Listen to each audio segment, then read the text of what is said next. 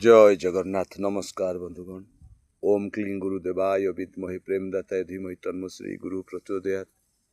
विश्ववासी भाई और भौणी मैंने आपण मानक सर्वे भवन्तु सुखिन हर आसंता कालीर राशिफल कार्यक्रम को स्वागत। आसतु जानिबा आसंता ता 8/1/2026 गुरुवार मेष ठारू मीन पर्यंत किपरि कटिबो। मेष राशि व्यक्ति माने आपणकर धन हानि जुगी रही अच्छी हजि जापरि चोरी जापरि कि कौन क्षयक्षतिर सूचना मिले, तेणु आप सतर्क रे। वृष राशि व्यक्ति माने आपण मानकर सामान्य विशृंखला देखादेले आपण नियंत्रण में रहिबो, बाकी अन्य सब कार्य सुचारूपे हेबो। मिथुन राशि व्यक्ति माने आपण मानकर दिनटी अति सुंदर भाव अतिबाहित हेबो, मन अति उच्च रहिबो, कार्य सफल हेबो। कर्कट राशि व्यक्ति माने आपण मानकर दिनटी मध्य सुंदर भाव अतिबाहित हेबो। एवं सिंह राशि व्यक्ति माने आपण मानक दिनटी भी अति सुंदर भाव अतिबाहित हेबो, सुख दाम्पत्य सुख रही।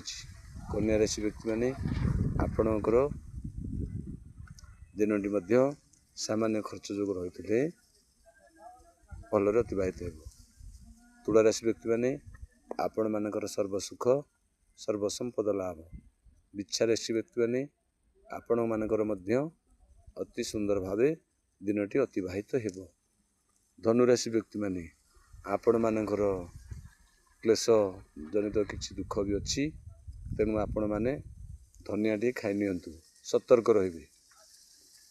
मकर राशि व्यक्ति माने आपण मानकर बहुत असुविधा माने बेसी असुविधा मन भल रही न पारे, रास्ता घाट में सतर्क रहिबे, सांगसाथी सतर्क रहिबे एवं निजको जत चेष्टा करेंगे दिनटी केवल अतिबाहित करने समय अनुकूल नुह, एथिपाई आपण पान मधुर टी खाई नियंतु। कुंभ राशि व्यक्ति माने आपण मानकर दिनटी सुचारू रूपे अतिबाहित हेबो, दिनटी आनंदमय हेबो। एवं मीन राशि व्यक्ति माने आपण मानकर दिनटी मध्य सुंदर भाव अतिबाहित हेबो। ये मेष ठारू मीन पर्यंत आसतु जानिबा भागवतर की पद।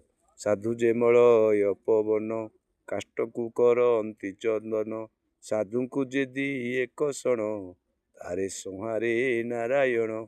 सर्वे होइण एक मुख डाकिबे नारायण रख, गोविंद गोविंद गोविंद पदु गलुछि मकरंद। बोल अनेक बार हरि बोलो। जय श्री सत्यनारायण स्वामी जय।